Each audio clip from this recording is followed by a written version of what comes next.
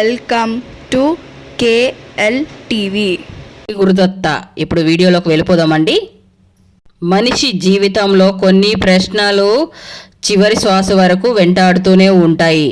అందులో అత్యంత ముఖ్యమైన ప్రశ్న, మనిషి ఎందుకు పుడతాడు, ఎందుకు మరణిస్తాడు?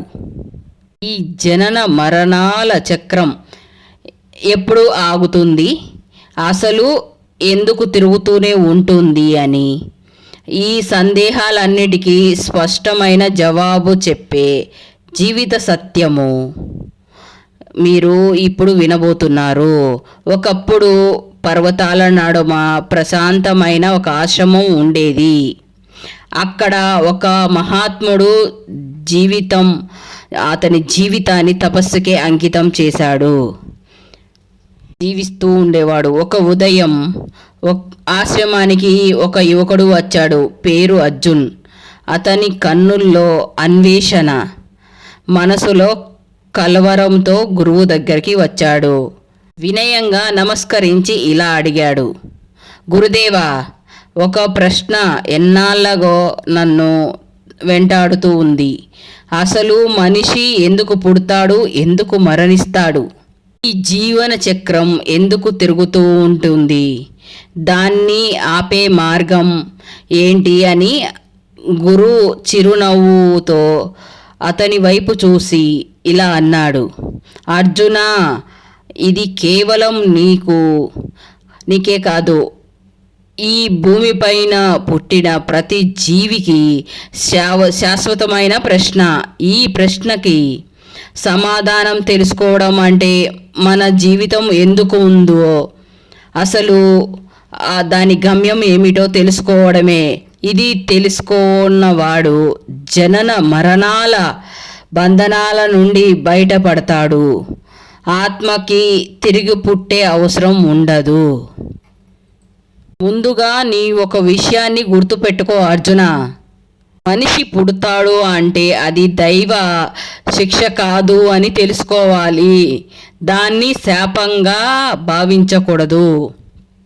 ఎందుకంటే ఇది ఎవరు బలవంతంగా మన మీద వేసిన శిక్ష కాదు, నిర్ణయం కాదు. ఒక మనిషి లోకంలో పుడతాడు అంటే దానికి అర్థం అతనికి ఏదో ఇక్కడ పని ఉంది అని అర్థం. అంటే మన ఆత్మకి ఇక్కడ ఇంకా అనుభవించాల ఫలితాలు మిగిలి ఉన్నాయి అని అర్థము. అవి తీరేంత వరకు మళ్ళీ ఆత్మ అనేది మళ్ళీ జన్మిస్తూనే ఉంటుంది. అంటే మనిషి ఇష్టపడి పుడతాడా గురుదేవా? అది ఇష్టంతో కాదు, అవసరంతో పుడతాడు అర్జున. అది ఆత్మకు ఒక అవసరం మాత్రమే. ఎందుకంటే గత జన్మలో మనం చేసుకున్న పనులు, అవి మంచైనా చెడైనా సరే, వాటికి తగిన ఫలితాలు ఇవ్వాలని బాధ్యత ప్రకృతికే ఉంటుంది. అవి తీరాలంటే మళ్ళీ మనము ఈ భౌతిక లోకానికి రావాలి. అందుకే మనకి ఈ జన్మ కలుగుతుంది. ఎలాగైతే ఒక విత్తనం నేల మీద పడిన వెంటనే మొలకెత్తదు కదా, తగిన సమయం, తగిన పరిస్థితులు వచ్చినప్పుడే మాత్రమే అది మొలకెత్తుతుంది. అలాగే ఈ జన్మలో చేసిన కొన్ని కర్మలకు ఫలితం వెంటనే రావచ్చు, కానీ కొన్ని ఫలితాలకు ఈ జన్మలో కాకుండా వాటిని అనుభవించేదానికి మరో జన్మ అవసరమవుతుంది. ఎందుకంటే మనం చేసిన ప్రతి కర్మకు తప్పనిసరిగా ఫలితం ఉంటుంది. కానీ అది ఎప్పుడు ఎలా వస్తుందో మనకి తెలియదు. అది పూర్తిగా కాలానికి దైవ నిర్ణయంపై ఆధారపడి ఉంది. ఒక స్పష్టమైన నిర్ణయంపై ఆధారపడి ఉంది. ఒక స్పష్టమైన ఒక ఉదాహరణ చెబుతాను, విను అర్జున.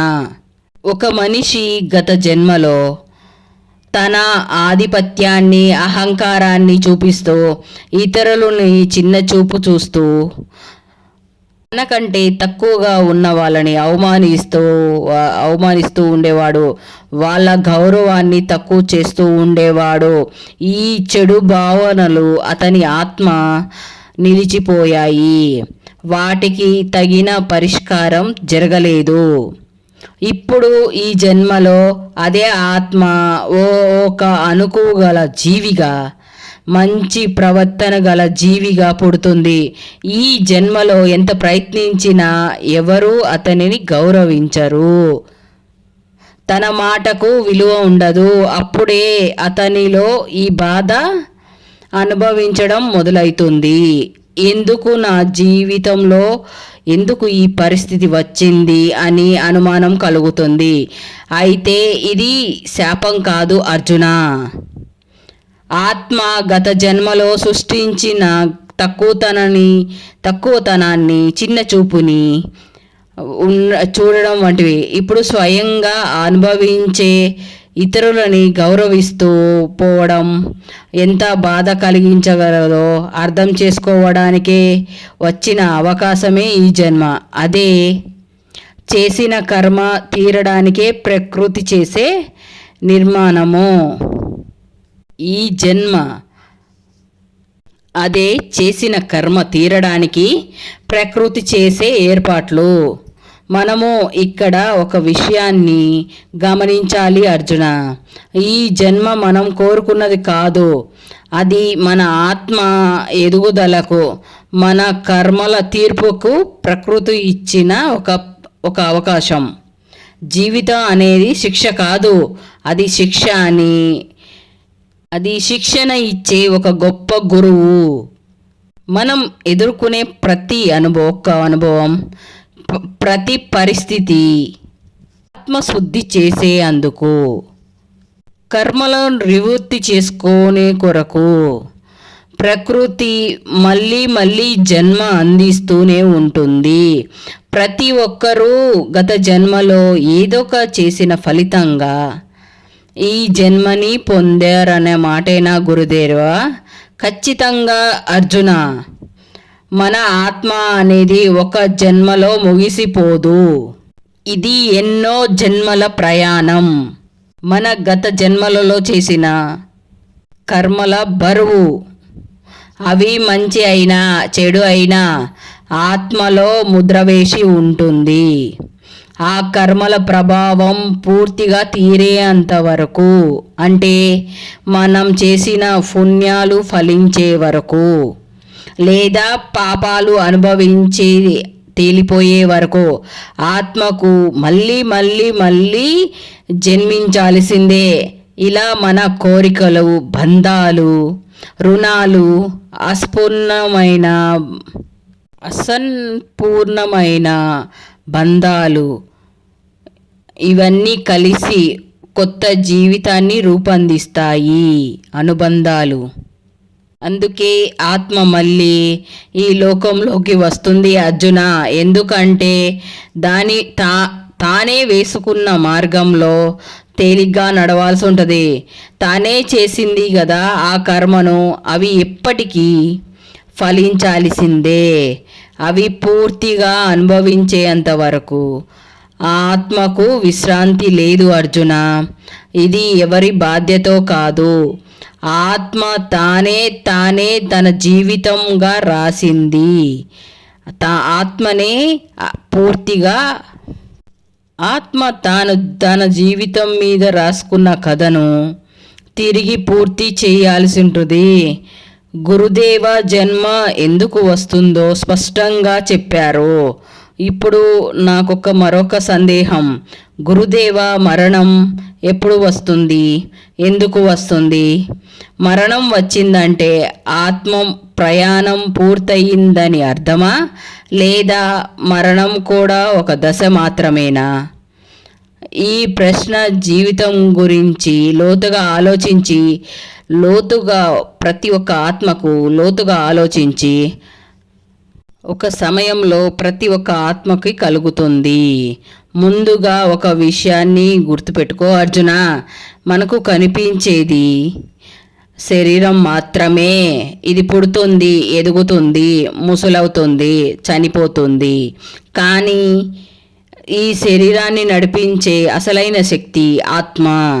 అది శాశ్వతమైనది, మరణించేది కాదు. మన శరీరం అనేది మన ఆత్మకు వేసే వస్త్రం లాంటిది. ఒకసారి ఆ వస్త్రం పాతబడితే, క్షీణిస్తే దాన్ని విడిచిపెట్టినట్టు శరీరం కూడా క్రమంగా బలహీనపడినప్పుడు ఆత్మని దానిని వదిలేస్తుంది. తర్వాత మళ్ళీ ఒక కొత్త శరీరాన్ని ధరిస్తుంది.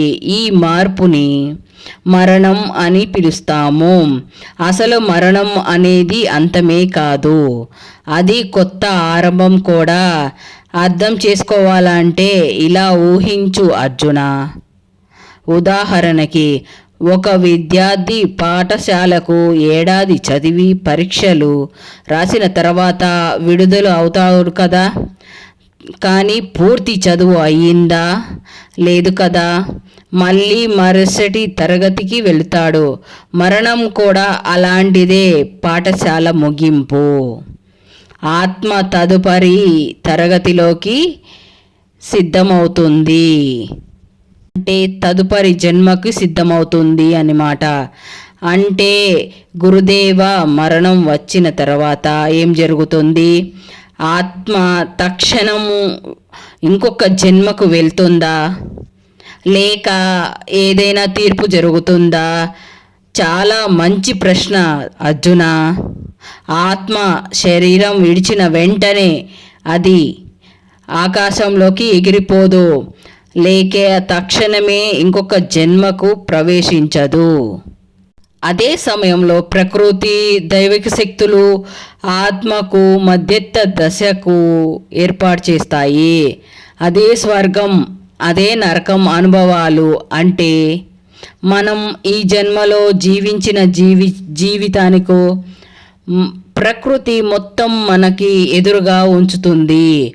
మనం చేసిన ప్రతి మంచి పనిని ఒక ఆనందంగా మారుతుంది. అదే స్వర్గ అనుభవం. మనం చేసిన ప్రతి చెడు పనులను మనల్ని బాధ పెడుతున్నట్టు అనిపిస్తుంది. అదే నరకము అనుభూతి. ఇది కొన్ని నిమిషాలే కావచ్చు, లేక కొన్ని దశాబ్దాలు కూడా కావచ్చు. అది ఆత్మ చేసిన కర్మల ప్రకారం పైనే ఆధారపడి ఉంటుంది. ఈ అనుభవాల తర్వాతనే ప్రకృతి ఒక తీర్పు తయారు చేస్తుంది. ఆత్మకు ఏ పాపం తీరింది, ఏ పుణ్యం ఇంకా మిగిలింది, ఏ కోరిక ఇంకా మిగిలింది, ఏ రుణం ఇంకా చెల్లించాల్సి ఉందో అన్న దాన్ని ఆధారంగానే మన తదుపరి జన్మ ఎక్కడ పుట్టాలి, ఎవరితోటి పుట్టాలో, ఏ పరిస్థితిలో జీవించాలో నిర్ణయించబడుతుంది. ఆ నిర్ణయం ప్రకారమే ఆత్మ తగిన శరీరాన్ని ధరిస్తుంది. అదే మన పుట్టుక, అదే మన తదుపరి జీవితం అవుతుంది. అంటే మరణంతో అన్నీ పూర్తి అవుతుందని భావన ఉంటుందా గురుదేవా? ఖచ్చితంగా పొరపాటే అర్జున.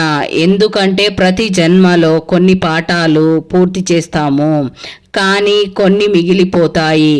కొన్ని కొత్త కర్మలు చేస్తాయి, అవి తీరకుండా ఉంటాయి. అందుకే మరణం అనే జీవయాత్రలో ఒక చిన్న విరామం మాత్రమే. ప్రయాణం ఇంకా కొనసాగుతూనే ఉంటుంది. ఆత్మ ఒక దశ ముగించుకొని తదుపరి దశలోకి అడుగు పెడుతుంది. ఒక పాఠశాల ముగించి మరొక పాఠశాలలో చేరుతుంది. గురుదేవ, మరణం అన్న మాటనే భయపడుతుంది. మనమే చనిపోతామో లేదో, మన దగ్గర వాళ్ళు చనిపోతారో లేదో అని భయం ఉండిపోతుంది. ఈ భయం సహజంగా నిజమా? ఆ భయం సహజమే. కానీ ఆ మరణాన్ని ఒక చివరి గమ్యస్థానానికి చేరుకోవడానికే భయం అనిపిస్తుంది అర్జున్. కానీ అది ఒక దశగా, ఒక మార్పుగా, ఒక తరగత ముగింపుగా చూస్తే మరణం అంటే భయం కలగకుండా ఉంటుంది. ఇది ఊహించు, ఏదో మన దగ్గర వాళ్ళు చనిపోతారేమో అని భయం ఉంటుంది గురుదేవా. ఆ భయం సహజమా గురుదేవా? ఆ భయం సహజమే, కానీ ఆ మరణాన్ని ఒక చివరి గమ్యస్థానంగా మారిన వారికి భయం కలుగుతుంది. కానీ ఒక దశగా, ఒక మార్పుగా, ఒక తరగతి ముగింపుగా చూస్తే మరణం అంటే భయం కలగకుండా ఉంటుంది. ఇది ఊహించు, ఒక పిల్లవాడు విద్యాభ్యాసం కోసం, ఒక పిల్లవాడు చదువుకోవడానికి హాస్టల్కి వెళ్తున్నాడు. అప్పుడు తనకి కొంత భయం కలుగుతుంది. కొత్త చోట, కొత్త జనాలతో ఉండబోతున్నాడని ఆలోచనతో, ఒక అసహజమైన భావంతో, తెలియని ఒక అసౌకర్యం భావన తలెత్తుతుంది. అది కొంతవరకు సహజమే. తాను ఎందుకు వెళుతున్నాడు అంటే తన భవిష్యత్తు గురించి కోసమని అర్థమవుతుంది. ఆ భయం అనేది ఆ తలకిందులా తగ్గిపోతాయి. అలాగే మరణం అనేది ఒక ఆత్మ అసలైన సత్యాన్ని, తన నిజమైన స్వరూపాన్ని గ్రహించేదానికే మొట్టమొదటి అడుగు. ఆత్మశాంతిగా, నిర్భయంగా తన ప్రయాణాన్ని కొనసాగిస్తుంది. ఇది ఒక అంతం కాదు, ఒక ప్రారంభం. ఈ సత్యం మనకు అర్థమైతే మరణం పట్ల ఉండే భయము మెల్లమెల్లగా తగ్గిపోతుంది. గురుదేవా, మనకి జన్మ వస్తుంది, మళ్ళీ మరణం వస్తుంది. ఇలా తిరుగుతూ ఉంటే ఈ చక్రము మళ్ళీ ఎప్పుడు ఆగుతుంది? అర్జున, ఇప్పుడు నిజమైన ప్రశ్న అడిగావు. ఈ జన్మ మరణ చక్రం ఎందుకు ఆగదు అని నిజంగా తెలుసుకోవడానికి, మోక్ష మార్గంలోకి తెలుసుకోవడానికి అడుగు పెడతారు. ఈ చక్రం తిరుగుతూనే ఉండడానికి కారణం మన కోరికలు. పుట్టిన వెంటనే మనము కొన్ని విషయాలకు ఆకర్షితమవుతాము. అదే ధనము, ప్రేమ, గుర్తింపు, బంధాలు, ఇలాంటి వాటిపైన మనకి ఆసక్తి పెరుగుతుంది. అధికారం, ఆశ పెరుగుతూనే ఉంటుంది.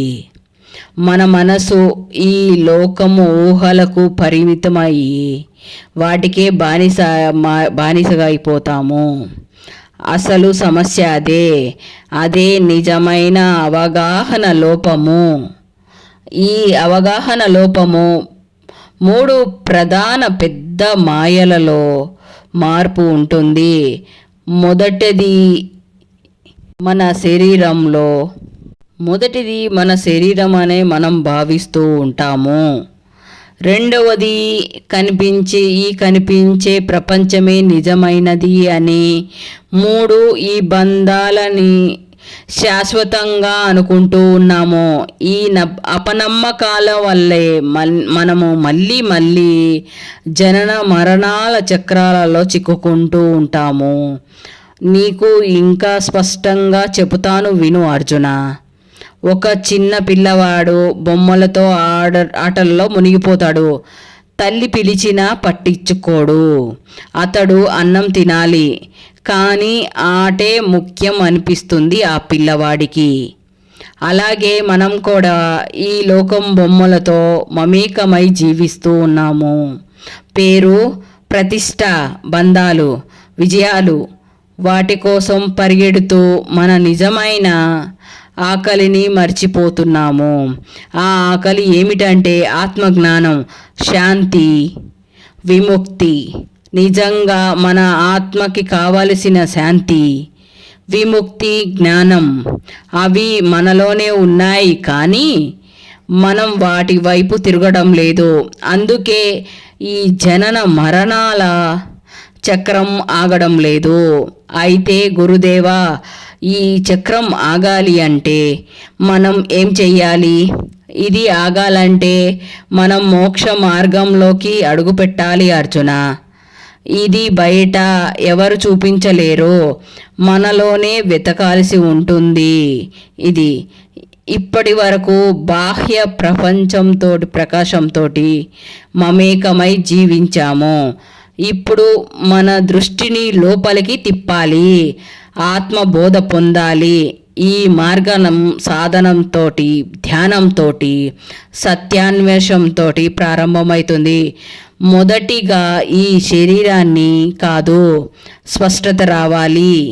ఈ బంధాలు తాత్కాలికమే అని గ్రహించ ఉండాలి. నేను చేసిన పనికి ఫలితం రావాలి అని ఆశను విడిచిపెట్టాలి. మరియు మనలోనే ఉన్న శాశ్వత ఆనందాన్ని వెతకడం మొదలెట్టాలి. ఇది తేలిక కాదు, అలాగని అశాశ్వతం కాదు. ఒక రోజులోనే జరగదు, కానీ నిత్య సాధనతోటి, లోతైన ఆత్మ విచారణతోటి, మనసు పరిశుద్ధితోటి జరుగుతుంది. ఇదే ఏదో బయట దొరికే మార్గం కాదు, మనలోనే ప్రారంభం అవుతుంది. ఈ దారి మోక్షానికి తీసుకెళ్లే దారి. ఆ మోక్షం లభించినప్పుడు జనన మరణాల చక్రం అప్పటితో ఆగిపోతుంది. అర్జున, ఇప్పుడు మనం స్పష్టంగా అర్థం చేసుకున్నాము, మనిషి ఈ జననాన మరణాల చక్రంలో ఎందుకు చిక్కుకున్నాడు. అది ఆత్మ తన నిజమైన సత్యాన్ని మర్చిపోవడం వల్ల, శరీరం అనే నిజమైన భావన వల్ల, కోరికలు, అహంకారాలు, బంధాల మాయలో చిక్కుకోవడం ఉండడం వల్ల, ఈ లోక జీవనాలను శాశ్వతమైనవని అనుకోవడం వల్ల, మనసుతో దానితో శాశ్వతమైన మార్గం అనుకొని ఆత్మ ఈ లోక జీవనాన్ని శాశ్వతమైనదని, మనసుతో దానికి శాశ్వతమైన బానిసకంగా మారితే ఆత్మ తన అసలైన గమ్యం వైపు కాకుండా తిరిగి ఈ లోకానికి వస్తూనే ఉంటుంది. అదే జనన మరణాల చక్రము. ముక్తి కావాలి అంటే మారాల్సింది శరీరం కాదు, మన మనస్సు. బయట పరిస్థితులే కాదు, లోపటి అవగాహన కూడా మారాలి. మనిషి మోక్షానికి అసలైన దారులన్నీ ఇవే. నేను ఈ శరీరం కాదు గ్రహింపు, బంధాలపై అనాసక్తి కలిగించు, కర్మ ఫలాల్ని పట్టి నిర్వికత్త ఆత్మస్వరూపపై తపన. ఈ మార్గం ఆత్మబోధనపై ప్రారంభం అవుతుంది. అది సాధనతోటి, ధ్యానంతోటి, గురు ఉపదేశంతో సుసంపన్నితం అవుతుంది. ఇది ఒకరోజు మారే మార్గం కాదు, కానీ ఇది సాధ్యమైన మార్గమే. ఇదే మోక్షానికి దారితీసే మార్గము. ఈ మార్గంలోనే శాశ్వతమైన శాంతి, అనిత్యమైన ఆనందం లభిస్తాయి. శాశ్వతమైన ఆనందం కలుగుతుంది. ఇప్పుడే ఈ మార్గంలో అడుగు వేయవచ్చు. ప్రశ్నలతో కాదు, ఆత్మ విచారణతోటి, భయంతో కాదు, జ్ఞానంతో, భారంగా కాదు, శ్రద్ధగా, శాంతిగా. ఈ జన్మ మనకి అవకాశం. మనిషిగా పుట్టడం అంటే ఆత్మని గుర్తుపట్టే అవకాశం వచ్చినట్టే మనకి. ఒక్కసారి ఆత్మజ్ఞానం కలిగితే ఇంకా పుట్టడం, మరణించడం అనే చక్రం ఆగిపోతుంది. అప్పుడు మన ప్రయాణం పూర్తవుతుంది. అదే మోక్షం, అదే పరమార్థం, అదే నిజమైన స్వేచ్ఛ. మీ ఆత్మయాత్ర జ్ఞానం వైపు యాత్ర సాగించండి. సుఖంగా మనస్ఫూర్తిగా కోరుకుంటున్నా. ఇలాంటి ఆధ్యాత్మిక ఇదే ఆత్మజ్ఞానము. ఆనందం ఎక్కడో లేదు, మన దగ్గరే ఉంది. ఆత్మ పరమాత్మ పరమాత్మ అనే మనలోనే ఉన్నాడు పరమాత్ముడు. ఈ ఆత్మని ఉద్ధరించుకోవడానికి మనకు వచ్చిన పెద్ద అవకాశం ఇది. If you like this video, please like, share, subscribe. Thank you very much for watch this video.